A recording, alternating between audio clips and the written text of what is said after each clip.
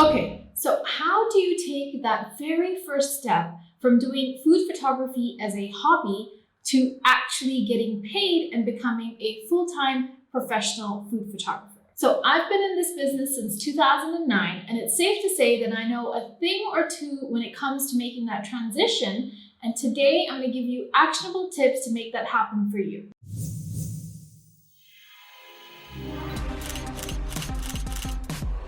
Hey everyone, and welcome back to my channel. If you're here to sharpen your food photography skills and start making money from it, you are absolutely in the right place. Now, if you've been thinking about taking that very first step to becoming a professional food photographer, I want to make sure that this journey is as successful, fast, easy, and as super profitable as possible for you. So let's jump straight into the do's and don'ts. So the first thing you want to do is you want to ensure that you don't take it from a hobby to full-time overnight and cold turkey. Now, I talk about that more in this video of what my own journey looked like to becoming a six-figure food photographer. So I'm not going to really dive too deeply into that, but I will just say that building a food photography career takes time. It doesn't happen overnight, and to think that you're going to be making a substantial amount of money in a short period of time would be wrong and dangerous. So my suggestion is to ease into this slowly. You want to start taking on paying clients while still keeping your day job. In this way, you're able to ensure that you have that financial stability and a reliable income source as you're actually building your food photography business side by side. What you don't want to do is go all in with the added pressure of not making enough money to support yourself at the same time. When you have so much pressure on you to be making money from food photography as a sole income, you can make a lot of wrong decisions when it comes to what kind of clients you want to work with, what to charge, how many images you can realistically take in a day. And this is not the way you want to start off your food photography career. So whilst you're still building your client list, whilst you're growing your portfolio, whilst you're growing your experience and your skills, ensure you have another income stream or some other form of financial support. Now, the second thing you want to do whilst you transition from a hobbyist to a professional food photographer is to evaluate your photography in relation to the market so that you can be realistic about the kind of clients you can work with. Not every single client on the market is going to be a good fit for you based on where you're currently at in your food photography journey. Now, I'm not saying this to sound condescending in any way or to even say that your skills aren't good enough, but let's take me as an example. Now, when I first started out, I aspired to shoot for clients like Waitrose magazine, which has images like this, and this. But at that stage of my career, I was actually producing images that look like this, and this. So you can see that there's a clear disconnect between where my skill levels were and the kind of clients I was aspiring to work with. So even though I wanted to work with Waitrose magazine, there was no way I could have pitched to that magazine at that stage of my career, because the likelihood is that I wouldn't have even heard back from them. So instead of pitching my services to large businesses or magazines like Waitrose, instead what I did was pitch my services to smaller businesses who I know I could help when it came to improving the imagery that they already had. What I did was I compared my work to the images that these businesses were already producing either on their website or social media, and I could clearly tell that I could supply them with images that were much better than that. So I knew that it would be an easy yes for them for the value that I could provide to them. So in a nutshell, what I'm trying to say is in order to be successful when you're first starting out, you want to be realistic about your work and which clients will benefit most from your images. And when you do this, you'll then be pitching to clients where you have a higher probability of hearing back. So then as your confidence grows and your skill levels grow and your experience grows, your aspirational dream client list will also grow. But when you're first starting out, it's important to set your expectations to a realistic level.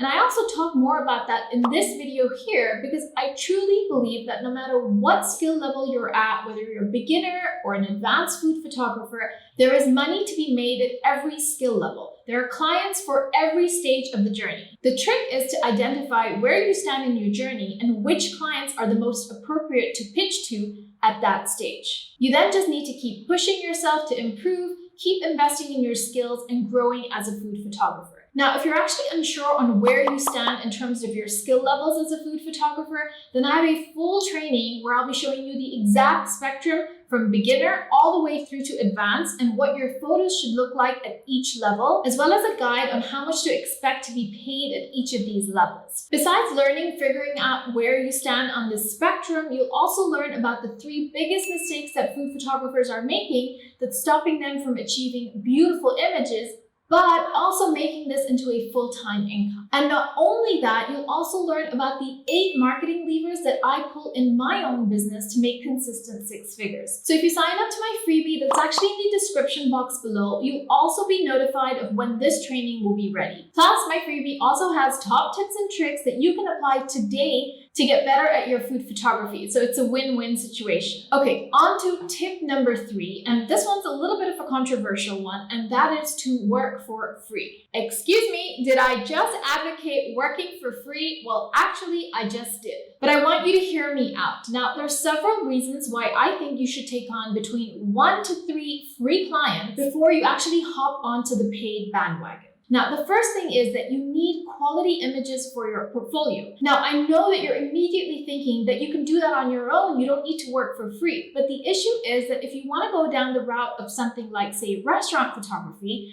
it's going to be really difficult for you to get restaurant work without having actually worked at a restaurant. And whilst you could just walk into a cafe and take some photos, they're never going to look as good as if the chef has actually prepared and styled them for a photo shoot. So approaching a few clients for free work is highly valuable in order for you to actually fill in some initial gaps in your portfolio. And then the second reason you actually want to take on some free clients is that you want to have that experience of working with a client on set or in a restaurant or with a chef or with food stylists, or just basically a team before you take on any paid clients. Working on set and working with a group of people on a paid basis is so different to working on your own blog or taking pictures for yourself in a studio.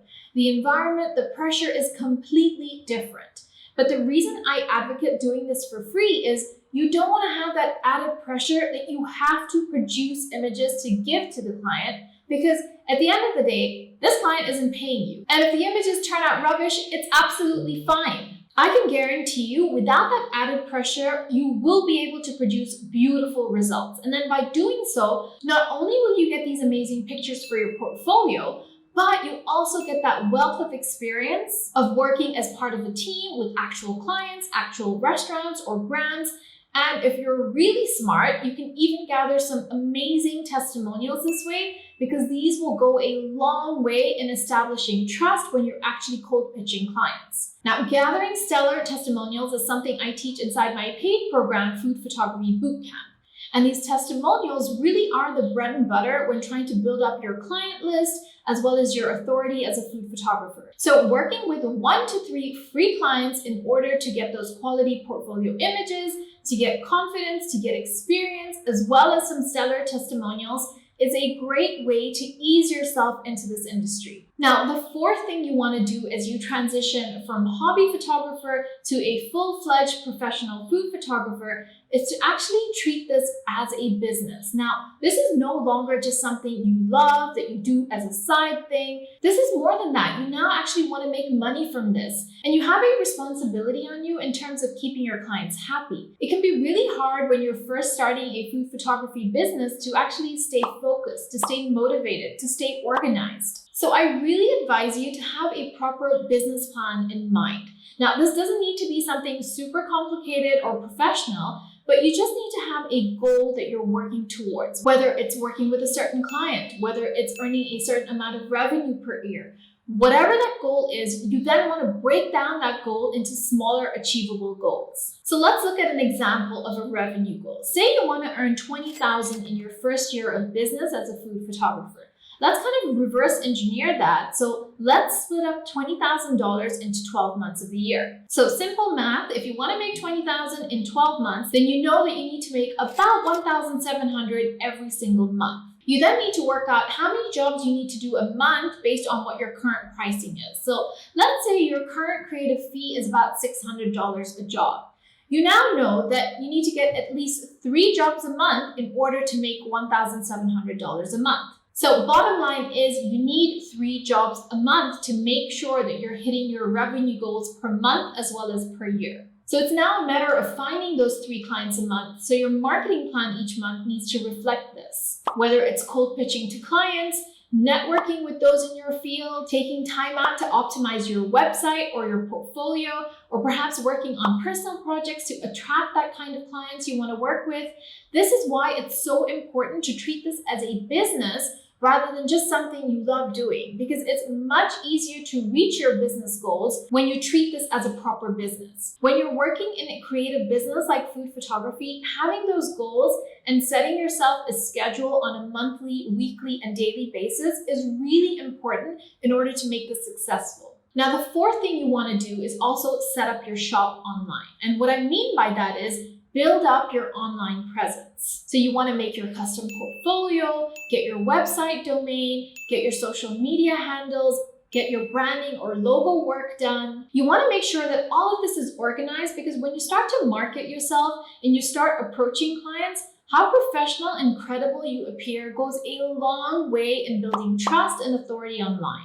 A lot of mistakes that food photographers and bloggers make is to not have a portfolio ready and justify just sending your clients to an Instagram handle, especially when cold pitching. And I've said this before, I'm going to say it again. In order for you to be truly taken as a professional food photographer, a portfolio is a must. So make sure you've set up shop and gotten all of your social media, website, and portfolio details out of the way before you start marketing yourself. Now, the last tip I have for you as you make that transition from hobbyist to professional food photographer is to constantly invest in yourself, whether that's time or money. When you invest in yourself to better your skills, whether it's in the form of a coach or a mentor, or perhaps equipment or software, whether it's branding expert to make your logo for you, whether it's a course on how to improve your skills in a certain aspect of photography or accounting or business, investing in yourself will mean that you're going to get to your end goal so much faster than if you try and DIY it.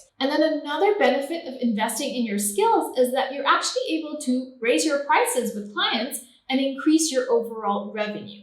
At the end of the day, if you have more skills or if you have better equipment, then it's actually a no-brainer that you should also be charging more for your time. Always think about what the return on your investment is if you're ever feeling unsure or uncertain about making that investment. So as an example, let's say you're struggling to finding clients and nobody is actually answering your cold pitch emails. Well, at that point, maybe investing in some cold pitch templates that are really highly converting, that have good testimonials and reviews from somebody who's done it before you and who's had success with it would be a no-brainer in this example.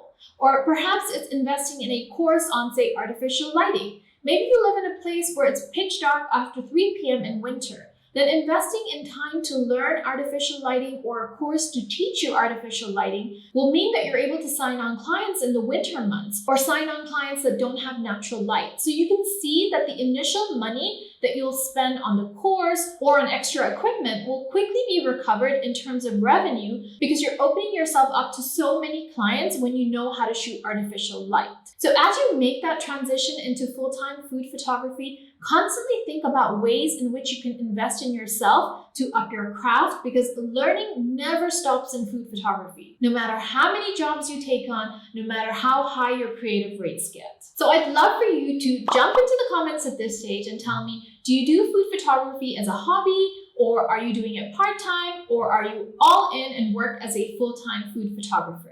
Also, make sure you've hit the subscribe button because I'm going to be back next week with a brand new video. And as you're making that transition to becoming a full-time food photographer, I also want you to check out these 2 videos. This one's all about how I made the transition into a 6-figure food photography career.